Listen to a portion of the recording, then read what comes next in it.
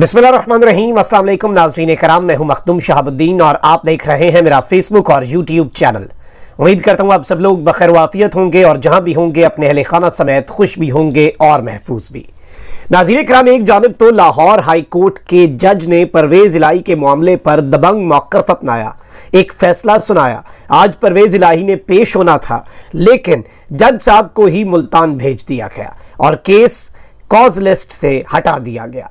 लेकिन मामला अब यहां पर रुका नहीं है। लाहौर हाई कोर्ट के जज साहब के बाद अब इस्लामाबाद हाई कोर्ट से भी जस्टिस साहब ने आग में कूदने का फैसला कर लिया है और अचानक आज बरोज मंगल मामलात किस तरह से बेकाबू हो चुके हैं। लाहौर और इस्लामाबाद की हाई कोर्ट्स ने परवेज़ इलाही के मामले के ऊपर लंका ढा दिया और मार्क माय वर्ड्स, मैं पहले दिन से ये बात कर रहा हूं, उस वक्त से शायद कुछ लोगों को ये समझ ना आए, लेकिन परवेज़ इलाही का केस जो है ये एक टेस्ट केस है और ये सिर्फ और सिर्फ परवेज़ इलाही तक लिमिटेड नहीं है और ये मामलात जो हैं ये डायरेक्टली मैसेजिंग चीफ जस्टिस तक भी जा रही है। और जाहिर बात है chief justice of Pakistan justice Umar Ata Bandial जाते जाते बड़ा सरप्राइज दे सकते हैं, उस हवाले से भी बहुत से लोगों को खदशात हैं। जिन लोगों ने अभी तक वीडियो को लाइक नहीं किया उनसे मेरी ये दरखास्त होगी कि वीडियो को लाइक कर लें। हमारे चैनल्स को रिपोर्ट किया जाता है, उस असर को तोड़ने के लिए आपके लाइक्स बहुत ज़रूरी हैं और हमारा टारगेट है 1.5 मिलियन सब्सक्राइबर्स का। जिन लोगों ने सब्सक्राइब नहीं किया, अगर वो बेहतर समझें तो वो सब्सक्राइब भी कर सकते हैं। अच्छा नाज़रीन किराम, एक दो चीज़ें तो ये भी हैं कि परवेज़ इलाही साहब के साथ जो कुछ हो रहा है और कल परवेज़ इलाही साहब जो हैं उनके हवाले से सिस्टम ने बहुत शदीद तरीके से रिएक्ट किया, उस पर भी आते हैं। लेकिन पहले आपको ये बता दें, चूंकि दो लोग ऐसे हैं जिनसे सरप्राइज की उम्मीद है पाकिस्तान तहरीक इंसाफ को, एक तो पाकिस्तान की जुडिशरी से, लेकिन कल जो जस्टिस अमजद रफीक के साथ हुआ उसके बाद जुडिशरी से उम्मीदें जो हैं वो बहुत कम होती जा रही हैं, क्योंकि जुडिशरी में भी एक डिवाइड और जुडिशरी में जो यूनिटी है वो नहीं है। जज साहब ने जो स्टैंड लिया तौहीन अदालत का और जज साहब ने कहा कि परवेज़ इलाही को पेश किया जाए, उसके बाद जज साहब को जो उठाकर मुल्तान बेंच भेज दिया गया। लाहौर हाई कोर्ट की प्रिंसिपल सीट पर वो केस अब नहीं सुनेंगे अक्टूबर तक। वो फैसला कहीं बाहर से तो नहीं आया, वो फैसला किसी महकमे ने तो नहीं दिया, वो फैसला पुलिस की जानिब से तो नहीं है, वो बेसिकली लाहौर हाई कोर्ट के चीफ जस्टिस और रजिस्ट्रार ऑफिस की तरफ से है। तो इससे भी बहुत कुछ वाज़ेह हो जाता है, बहुत कुछ क्लियर हो जाता है। लेकिन अब दो लोग हैं अभी भी, एक तो आपके चीफ जस्टिस हैं, उनका तो बहुत ज्यादा क्लियर है कि वो कब जा रहे हैं, लेकिन वहीं दूसरी जानिब अब ये बातें जो हैं वो शुरू हो चुकी हैं कि सदर आरिफ अलवी रवां हफ्ते के आखिर में अपनी मुद्दत जो है वो पूरी कर रहे हैं, लेकिन आइन वाज़े तौर पर उन्हें अपने जानशीन के इंतखाब तक ओहदे पर काम करने की इजाजत देता है, चाहे उसमें कितना ही वक्त क्यों ना लग जाए। और मुख्तलिफ कानूनी और आइनी मामलात पर माहिरीन की राय हालिया अरसे के दौरान मुख्तलिफ रही है, जिससे संगीन तनाज़ात जो है वो ऑलरेडी आपके मुल्क के अंदर पैदा हो चुके हैं। मौजूदा हालात में सदर आरिफ अलवी के अपने ओहदे की मियाद से आगे काम करते रहने का सवाल एक ऐसा मामला है जो तयशुदा है और आइन में ऐसी कोई बात दर्ज नहीं जिसकी तशरीह करते हुए सदर को ओहदे की मियाद मुकम्मल करने के बाद ओहदे से हटाने पर मजबूर किया जा सके। यानी सदर को इस ओहदे से हटाने के लिए मजबूर करने के लिए आइन में कुछ नहीं है, वैसे कुछ हो तो हो। ताहम अगर वो अपनी मुद्दत पूरी होने पर अज खुद वॉलंटरली अपना ओहदा छोड़ने का इंतखाब करते हैं तो ऐसी सूरत में आइन में उनके मुतबादिल के लिए वाज़ेह बात मौजूद है। अब तक सदर मुमलिकत ने अपना जो इरादा है वो जाहिर नहीं किया कि वो ओहदा छोड़ेंगे या काम करते रहेंगे और इस हवाले से अब चहमगोइयाँ बात मेन स्ट्रीम मीडिया पर होना शुरू हो चुकी है। अंसार अब्बासी साहब ने जंग के अंदर कॉलम लिख दिया और अंसार अब्बासी साहब जारी बात है ताकतवर जो है उनके ज़राए अंसार अब्बासी साहब के बड़े अच्छे हैं उनके हवाले से भी।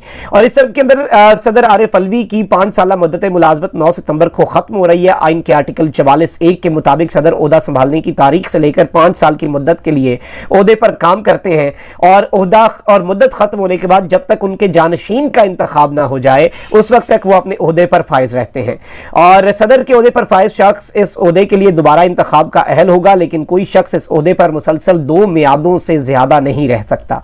अब ये सारी चीजें जारी बात है बड़ी इंपॉर्टेंट है, लेकिन सदर कौमी असम्बली के स्पीकर को अपने हाथ से लिखा इस्तीफा दे सकते हैं ہیں اگر صدر کا عہدہ صدر کے انتقال، استعفے یا برطرفی کی وجہ سے خالی ہوتا ہے تو ایسی صورت میں چیئرمین یا اگر چیئرمین بھی صدر کے عہدے کے فرائض انجام دینے سے قاصر ہے تو قومی اسمبلی کا اسپیکر صدر کے طور پر کام کرتا ہے تاکہ اس وقت تک جب تک صدر کا انتخاب نہ ہو جائے. اور اس سب میں اب یہ ظاہری بات ہے چیز بہت زیادہ امپورٹنٹ ہو چکی ہے، لیکن اب دیکھنا یہ ہے کہ صدر مملکت ڈاکٹر عارف علوی جو ہے وہ کہاں پر کھڑے ہوں گے. اور اس میں بہت سے تجزیہ کار، بہت سے صحافی، بہت سے ایسے لوگ ہیں جو آلریڈی یہ باتیں کر رہے تھے کہ صدر مملکت کو استعفے پر مجبور کیا جا رہا ہے یا یہ سب کچھ. لیکن ایک چیز اس سے واضح ہو گئی ہے اس کالم سے بھی جو انہوں نے لکھا ہے انصار باسی صاحب نے، کہ ایسا کوئی لیگل گراؤنڈ نہیں ہے. صدر مملکت خود علیحدہ ہونا چاہے عہدے سے تو ہو سکتے ہیں، انہیں کوئی اس عہدے سے ہٹا نہیں سکتا، اس عہدے سے الگ نہیں کر سکتا. اب ایک جانب تو یہ سب کچھ ہو رہا ہے، وہیں دوسری جانب چودھری پرویز الہی کا کیس ٹیسٹ کیس بن چکا ہے. لاہور ہائی کورٹ نے آرڈرز دیے پرویز الہی کو رہا کیا جائے، انہیں سیکیورٹی میں ان کے گھر پہنچایا جائے، کیونکہ ان آرڈرز کے باوجود جسٹس صاحب کو پتا تھا کہ جو پولیس ہے جس نے یہ آرڈرز ایگزیکیوٹ کرنے ہیں وہی پرویز الہی صاحب کو اریسٹ کر لے گی. پرویز الہی صاحب اپنے گھر کے قریب پہنچے تو اسلام آباد پولیس نے انہیں کمانڈو ایکشن کر کے اریسٹ کر لیا اور پھر انہیں اٹک جیل میں منتقل کر دیا گیا. ایم پی او کے تحت پرویز الہی صاحب جو ہیں انہیں ڈیٹین کر لیا گیا اسلام آباد کے اندر. اب ایک پٹیشن اسلام آباد ہائی کورٹ میں دائر کر دی گئی کہ چودھری پرویز الہی صاحب جو ہیں ان کی ایم پی او کے تحت گرفتاری کا لدم قرار دی جائے. دوسرا لاہور ہائی کورٹ کے اندر معاملہ چلا توہین عدالت کا. جسٹس امجد رفیق نے ڈسٹرکٹ اینڈ سیشن جج اٹک کو بیلف مقرر کر کے کہا کہ آج آپ نے لاہور ہائی کورٹ میں انہیں پیش کرنا ہے. لاہور ہائی کورٹ میں کیا پیش ہوتے، جج صاحب کو ہی لاہور سے اٹھا کر ملتان شفٹ کر دیا گیا، کیس جو ہے وہ کاز لیس سے ہٹا دیا گیا. اور سسٹم نے جب پہلے جسٹس امجد جو ہے ان کی طرف سے جو ایک فیصلہ تھا اس پر ریاکٹ کیا تھا، اب سسٹم نے ان کے دوسرے فیصلے کے اوپر کل والے جو آج ایگزیکیوٹ ہونا تھا اس پر بھی اپنا ریاکشن دیا. اب یہ بھی اطلاعات تھی کہ چودھری پرویز الہی صاحب کے حوالے سے کل سے بہت زیادہ کنسرنز تھے کہ ان کی طبیعت بہت زیادہ خراب تھی. انہیں اٹک جیل سے پمز اسپتال لے جایا گیا جہاں بہت زیادہ سیکیورٹی میں ان کا 40-45 منٹ طبی معائنہ ہوا. اس کے بعد مونس الہی بھی یہ سوال اٹھاتے رہے کہ بھئی 1 گھنٹے کی ڈرائیو ہے لیکن ابھی تک میرے والد کو اٹک جیل واپس نہیں لے جایا گیا. اس میں یہ بھی اطلاع ہے کہ چودھری پرویز الہی کو ڈیٹین کر لیا گیا ہے. اب پولیس کا جو گیسٹ ہاؤس ہے یا پولیس لائنز کے اندر بیسیکلی انہیں وہاں پر رکھا گیا ہے. اب اس سب کے اندر جو امپورٹنٹ چیز ہے ناظرین اکرام، ایک تو چیف جسٹس کی طرف سے بھی بڑا کھڑاک جو ہے وہ سامنے آیا ہے، لیکن جو پہلے ڈیولپمنٹ ہے وہ میں آپ کے سامنے رکھ دوں کہ اسلام آباد ہائی کورٹ نے بھی آج بڑا کھڑاک کیا ہے. اور اب اس پر سسٹم ریاکٹ کرتا ہے یا نہیں اور اس فیصلے پر عمل درآمد ہوتا ہے یا نہیں، اور اس پر آلریڈی لوگ بات کرنا شروع ہو گئے ہیں کہ دیکھتے ہیں کہ کتنا عمل ہو جاتا ہے. اسلام آباد ہائی کورٹ نے پی ٹی آئی کے صدر اور سابق وزیر اعلیٰ پنجاب چودھری پرویز الہی کی 3 ایم پی او کے تحت نظر بندی معطل کر دی ہے. اسلام آباد ہائی کورٹ میں سماعت کے دوران عدالت نے استفسار کیا کہ اسلام آباد میں کوئی ہنگامہ آرائی، کوئی جلسہ جلوس ہوا.